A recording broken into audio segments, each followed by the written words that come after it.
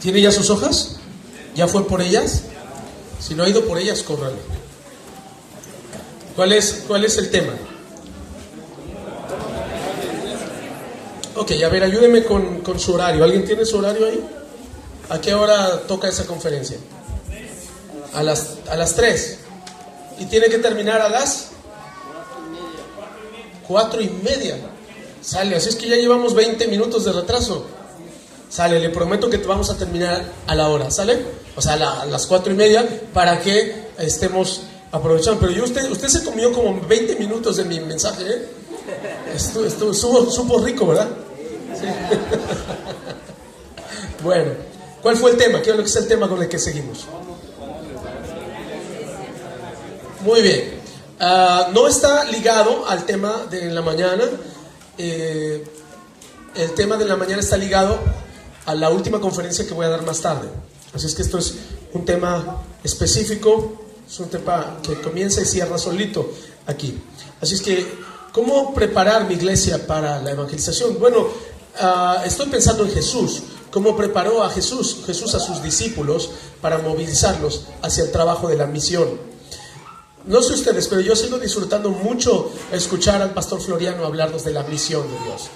Me hace regresar a lo básico, me hace estar conectado con el propósito y el corazón de Dios. En verdad lo disfruto mucho.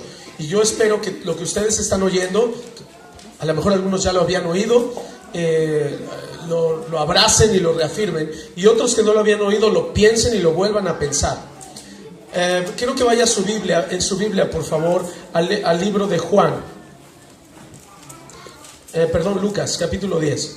Lucas, capítulo 10. Y hablando de cosas básicas, como nos ha enseñado el pastor Floriano, vamos a regresar a algunas cosas básicas de cómo hacía Jesús las cosas. En Lucas capítulo 10, en los versículos 1 y 2, ¿alguien nos quiere ayudar leyéndolos, por favor? Fuerte y claro. Después de esto, el Señor escogió a otros 72 para enviarlos de 2 en 2 delante de él a todo pueblo y lugar a donde él pensaba ir. Es abundante la cosecha, les dijo, pero son pocos los obreros. Pídanle, por tanto, al Señor de la cosecha que mande obreros a su campo. Así es. Conocemos bien ese pasaje, pero creo que pasamos por alto algunos principios que están allí. La primera cosa es que ¿cuántos eran? Ok. ¿Y cómo los envió? Así es que quiero que apuntes allí el principio del acompañamiento. Me gusta mucho el principio del acompañamiento. Digan conmigo, mejor son 2 que 1. Todos los casados digan amén. Amén. Eso. Muy bien. Sí lo dijeron de corazón, ¿verdad? Está bien. El Señor pensó, en Génesis la palabra dice que Dios creó al humano. Cuando dice la Biblia, la primera vez que aparece Dios creó al hombre, en realidad está usando una palabra hebrea para término genérico, como hablar de humanidad. Y luego dice creó varón y mujer. Entonces habla de otras palabras hebreas que definen género. Pero la primera expresión que utiliza la Biblia, hablando de el hombre como tal, es una expresión que habla de humanidad. Lo que me llama la atención entonces es que Dios creó una humanidad dividida en 2 partes o en 2 géneros. Somos hombres y mujeres. No es que Dios hizo al hombre y luego como que vio que algo le faltaba y ya hizo a la mujer. No. El diseño de Dios está pensado en ser una humanidad en 2 géneros. Así lo planeó. Dios no se le descompuso nada o no se dio cuenta que le faltaba algo. Dios estaba creando la humanidad con este sello de acompañamiento desde el inicio. Y tenemos la misma dignidad, hombres y mujeres. Diferente función, misma dignidad. Diferente función, misma valía, mismo valor. ¿Verdad que sí, varones? No, ese aján me sonó medio raro, Diferente función, misma dignidad y mismo valor, enviados de 2 en 2. Es el principio del acompañamiento. El principio del acompañamiento me recuerda cómo andarán 2 juntos si no están. Quiero que recuerden la diferencia entre gobernar, entre tener autoridad y gobernar algo. Cada uno de los que están aquí, hombres, mujeres, niños y siempre que sea humano, tiene un principio de autoridad porque está hecho a imagen y semejanza de Dios. Solo por eso. Hasta el bebé más pequeño recién nacido es corona de la creación desde el momento en que nace. Más bien ya desde el momento en que es concebido. Está sintonizado con esto. Ahora tiene autoridad. Pero usted tiene que entender la diferencia entre autoridad y gobierno. El gobierno es el ejercicio del acuerdo. La autoridad es el ejercicio de la imagen de Dios en nosotros para ejercer una mayordomía sobre algo. Pero para que esa mayordomía se convierta en gobierno sobre algo más grande, necesita haber acuerdo. Y el acuerdo es el conjunto de dos autoridades o más. Esto es bien simple, como cuando vamos a elecciones. Y entonces cada uno saca su credencial para votar con fotografía, la presenta y entonces vota por alguien. Y luego, ¿qué hacen con los votos? Y el que tenga más votos gobierna, ¿ok? Ese va a gobernar. ¿Por qué va a gobernar? Porque hubo más personas que están de acuerdo en eso. Ese es un principio básico de gobierno, está en la palabra. Y si no, vea su familia. Si usted tiene hijos, es casado, tiene hijos, lo que van a hacer los hijos es que llegan con el hombre y le van a decir: papá, ¿me das para eso? Y el papá va a decir, no. Y entonces, ¿qué hace el hijo? Que bien sabe, ¿eh? Y entonces va con la mamá, y la mamá, si logra que la mamá diga que sí, ¿quién tiene el gobierno? No vaya a decir la mamá. No, lo tiene el hijo. ¿Estamos? ¿Quién está gobernando esa casa, la mamá o el papá? ¿El hijo? El hijo está sacando su decisión porque no hay acuerdo. Hay autoridad en los dos. Hay autoridad en el hombre y hay autoridad en la mujer. La mujer ejerció su autoridad, pero no hay gobierno. Si hubiera gobierno, estarían de acuerdo. ¿Y los hijos qué tienen que hacer? Se cuadran. Eso es gran parte de la receta, hermano. Es bien sencillo. Pónganse de acuerdo, esposos. ¿Se acuerdan de la Torre de Babel, no? Así es que tengo esta imagen tan hermosa en mi mente porque hay una frase muy poderosa ahí. La Biblia dice, en una de las frases más poderosas sobre la unidad en la Biblia, dice que Dios se asomó desde el cielo y vio que la gente estaba construyendo estas ciudades, esta ciudad con estas torres, porque no era una torre, en realidad era una ciudad con torres muy altas para evitar la destrucción que ellos habían visto con el asunto de la inundación, el diluvio con Noé. Así es que estaban construyendo eso, y dice la Biblia que literalmente volteó Dios desde el cielo y dijo, estos se han puesto de acuerdo y nada los hará desistir de lo que se han propuesto hacer. No lo estaba diciendo un hombre de otro hombre, lo estaba diciendo Dios. Qué tremendo es cuando las personas se ponen de acuerdo. Estos se han puesto de acuerdo. A ver, va de nuevo. Estos ya se pusieron de acuerdo y nada los hará desistir de lo que se han propuesto hacer. ¿Sí o no? Que así sea. Que Dios se sorprenda, que voltee desde el cielo y digo, estos ya no los paramos, porque están de acuerdo. Se pusieron a construir esta torre. Me llama la atención, esto es algo interesante, me estoy saliendo un poco del tema, pero ¿se acuerdan que dice la Biblia en forma curiosa que estaban construyendo una torre y que por primera vez, por lo menos no se dice que se hubiera hecho antes, yo creo que fue la primera vez, la Biblia dice que cosieron lodo, arcilla, o este término para hacer ladrillo. Es la primera vez en la Biblia que aparece el término ladrillo. Así es que usted puede construir con ladrillo o puede construir con piedra. Me da a entender la Biblia que antes de la Torre de Babel toda construcción era con piedra, pero por primera vez en la Torre de Babel se construyó con ladrillo. Ahora, me gusta el término de construcción de piedra porque habla de diversidad. Y dice ahí que la primera vez que se construyó con ladrillo, empezaron a avanzar más rápido en la obra. La situación con un ladrillo es que tú lo metes en un molde y todas las piezas salen iguales. Básicamente de eso se trata. Eso acelera tiempos. Construyes más rápido. ¿Sale? Los traes ahí. ¿Han visto a alguien que construya una barda de piedras? ¿Sí han visto? No sé qué tan común sea, pero tú vas en Hidalgo, por ejemplo, y encuentras un montón de bardas de estas. Entonces yo he visto personas que están así sentados en algún lugar, y están viendo un montón de piedras. Y se le queda viendo así, y se para y va por una piedra y la agarra y la pone. Y va y se vuelve a sentar. Y se le queda viendo al montón de piedras. Hasta que ve otra que va a embonar en el lugar y va y la pone otra vez. A veces le pone mezcla y a veces es solamente una piedra sobre otra. ¿Los ha visto? Ahora, cuando usted va a una barda de piedras, que es solamente una sobre otra, sin cemento, ¿se ha dado cuenta que de todas formas son fuertes? No las tira tan fácil, no tienen cemento. Solamente están haciendo presión por la forma diferente de cada una. Ahora, si usted hace eso con ladrillo y se recarga, ¿qué va a pasar? La Biblia dice que Dios está construyendo un edificio de piedras vivas. ¿Quién es la piedra viva? Eso es, dígalo, yo. Mire la piedra viva de al lado. Está diferente, ¿verdad? Sí. ¿Se imagina que Dios nos hubiera hecho ladrillos a todos?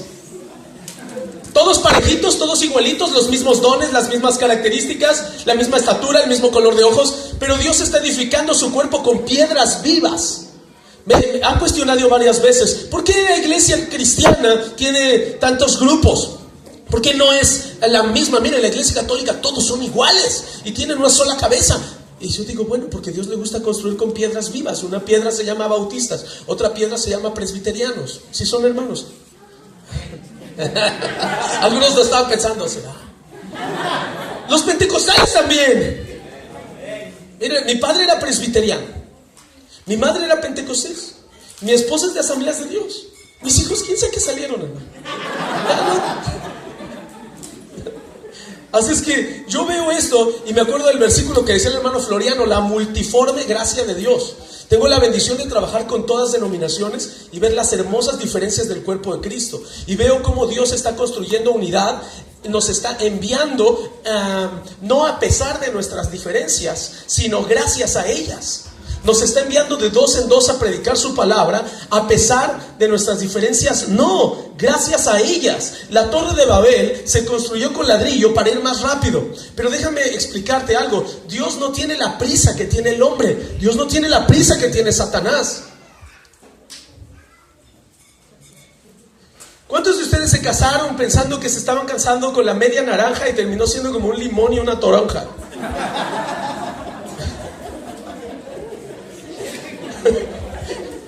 ¿Dónde está la media naranja? Cuando éramos novios yo creía que nos parecíamos tanto, y ahora que estamos viviendo juntos no te pareces en nada.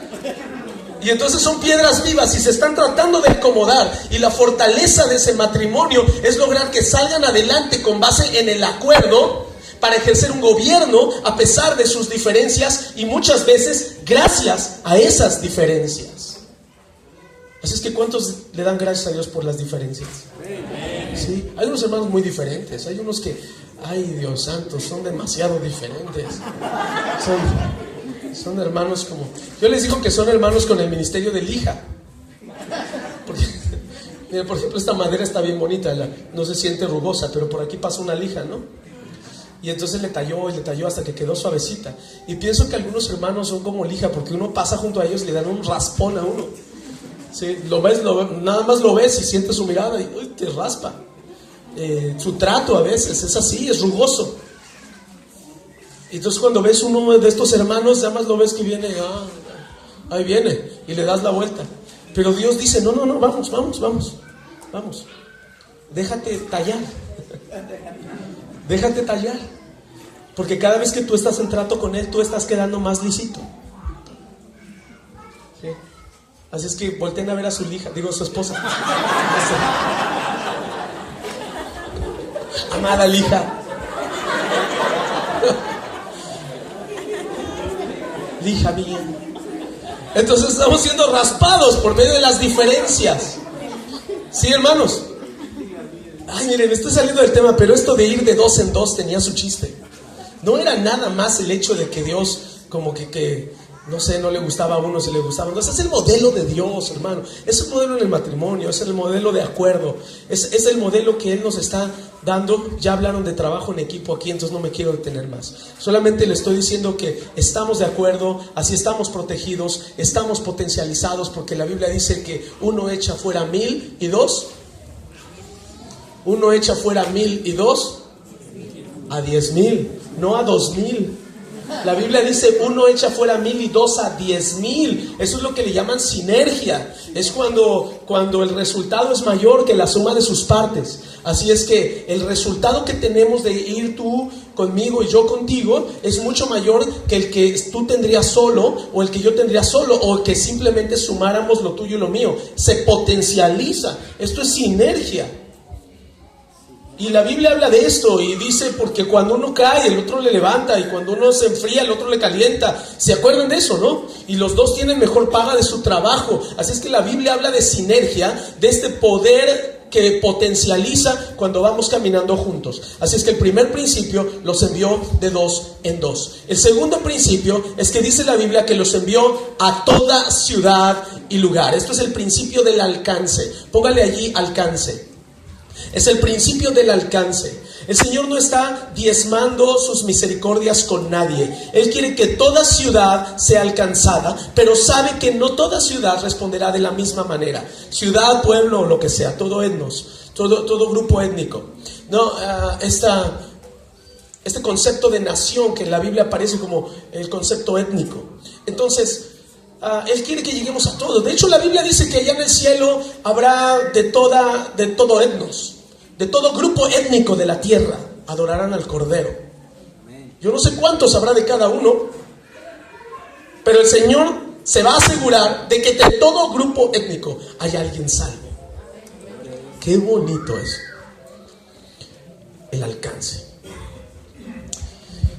Estuve con unos amigos hospedado aquí el día de ayer que llegué, y son de una iglesia de la cobertura mía, pues del grupo que yo pertenezco, y ellos pertenecen a la misma. Entonces cuando vengo para acá estoy un poco con ellos, y la pareja que me hospedó, que son unos amigos, ellos están plantando una iglesia aquí como a 2 horas en un poblado.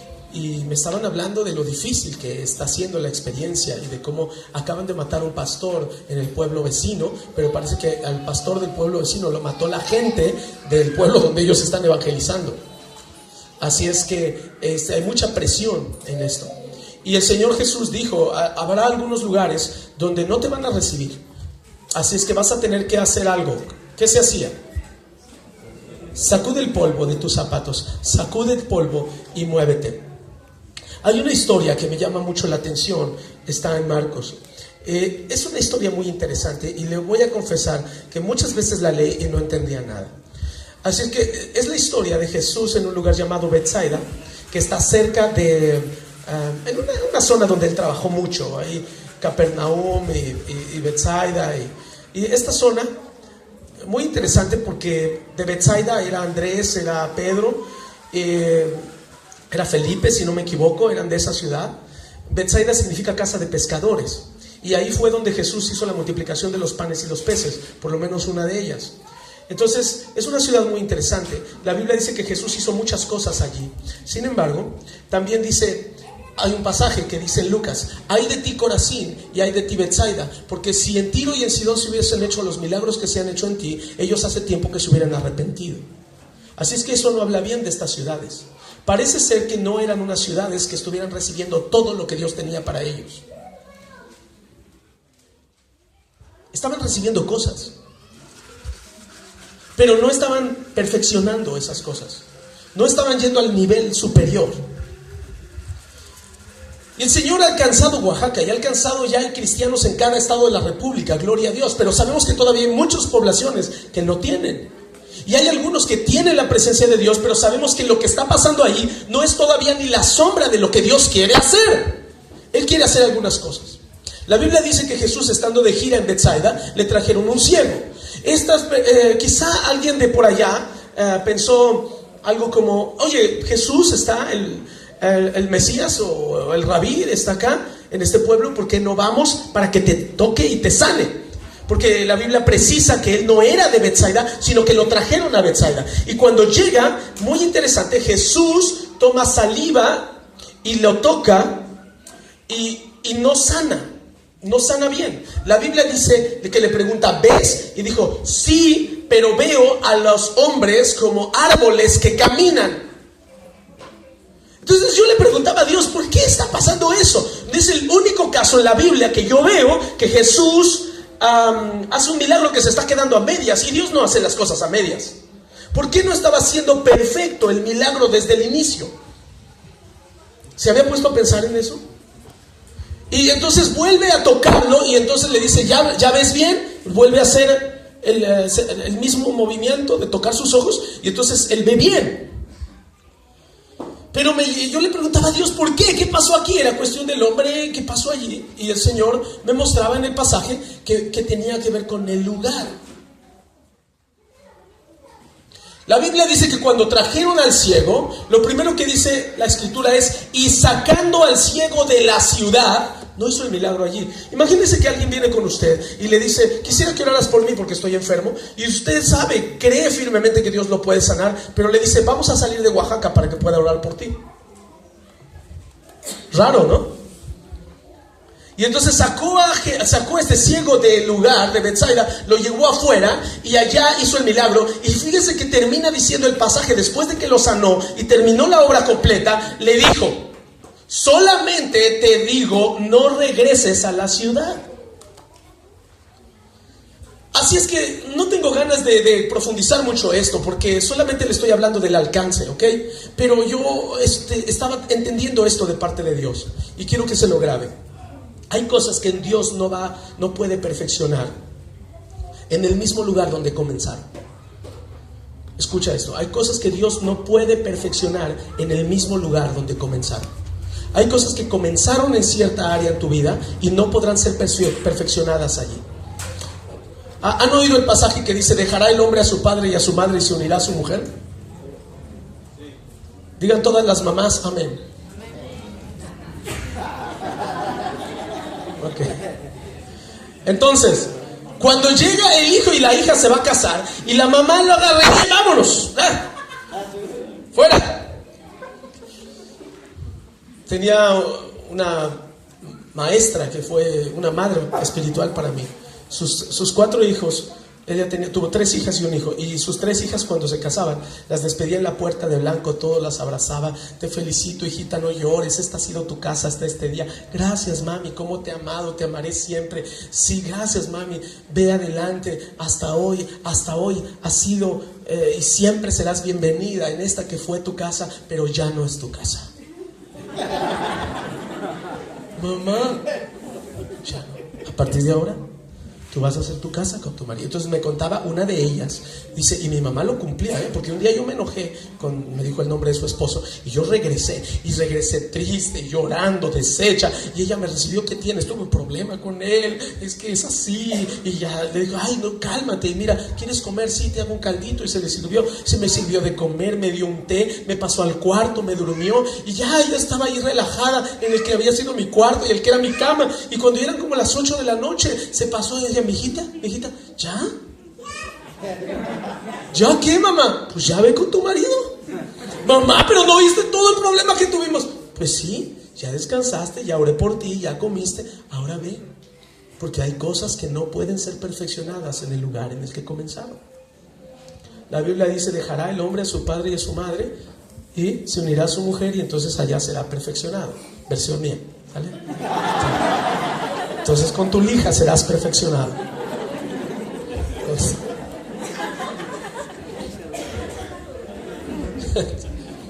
Sacude. Ahora hay otros lugares que sí, el Señor dice, cuando pases por ese lugar, sacude el polvo de tus zapatos. Esta era la indicación para los discípulos. Hay lugares por los que usted y yo nunca debimos haber pasado. No nos debimos haber metido en ese terreno. Nos metimos y nos ensuciamos los pies. Y el Señor dice, para que yo pueda terminar el milagro en ti, vas a tener que sacudirte el polvo de los pies que traes de aquel lugar. ¿Sí o no? ¿No trae polvo de algún lado que le esté estorbando para que el milagro se acabe? Qué tremendo. Porque la Biblia dice que el ciego lo sacó de allí, de una ciudad de la que él diría, sacudan el polvo de sus pies, y luego le dijo, no regreses allí. Había algo que no podía ser perfeccionado en ese lugar. Cuando hablo de lugar, no solamente me refiero a cuestión geográfica, pero también me refiero, puede ser a experiencias, o a personas, o a recuerdos, situaciones en tu vida que no has dejado atrás y que Dios no puede perfeccionar en ti porque estás atado con ese polvo en tus pies.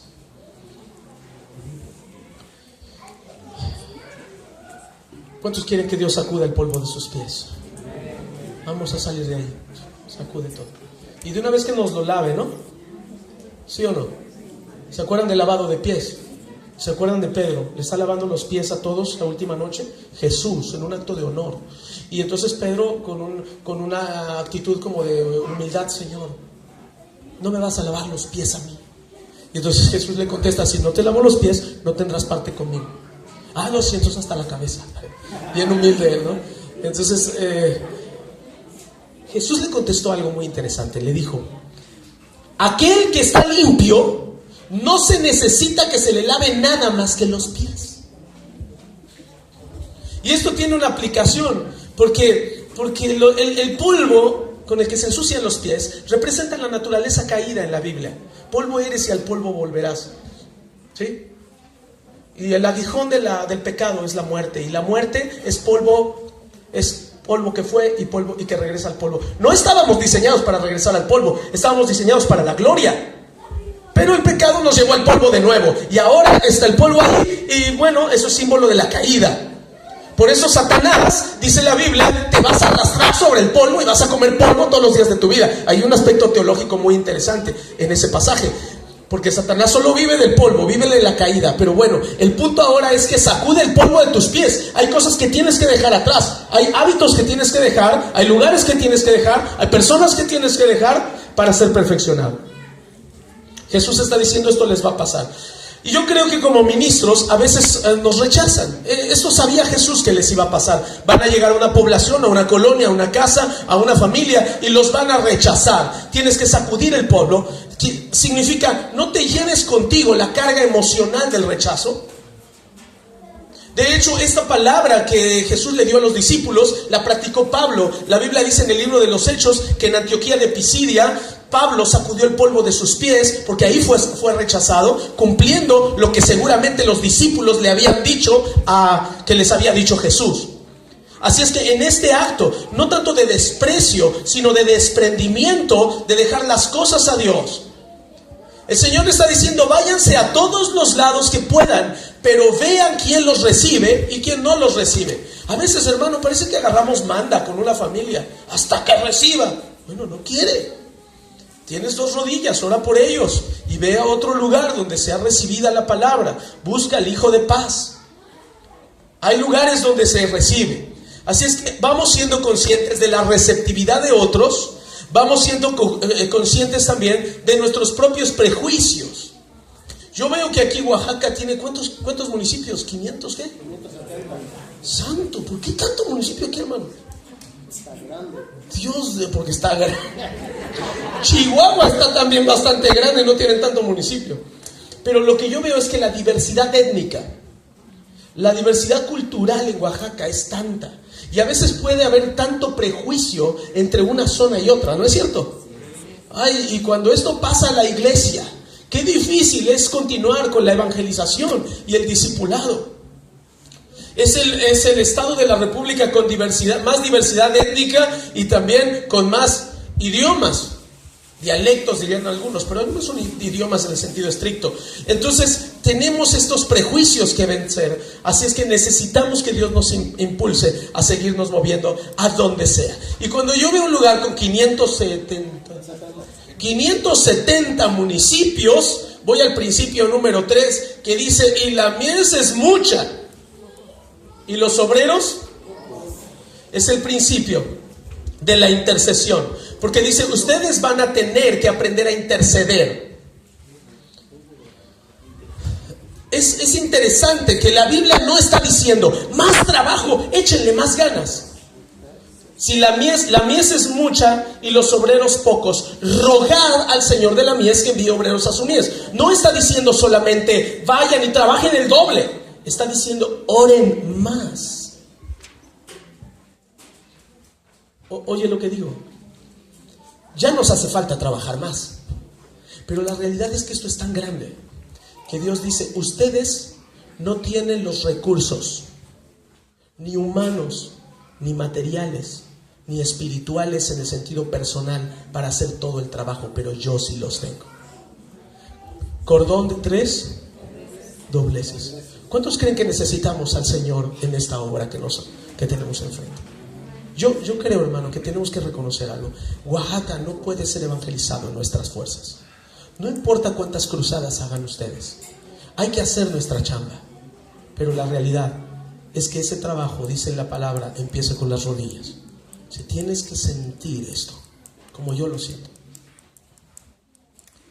Cuando yo le pedí al Señor a una generación, yo no entendía los costos que tendría para mí.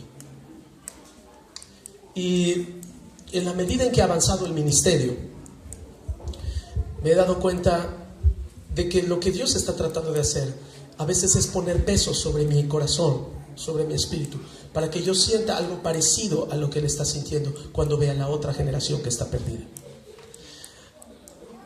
Es interesante porque en el Antiguo Testamento hay varias ocasiones en las que vemos a profetas cargados de cierta manera, ¿no? Que Dios les pedía que hicieran cosas que identificaran, con las cuales se pudieran identificar con Él. ¿Se acuerdan del profeta? ¿Quién fue el profeta que le pidió que se casara con una prostituta? Exactamente. Vaya, qué cosa, ¿no? No más para que sienta lo que el Señor siente. Sí. Y así como eso, el Señor estaba diciendo, quiero poner en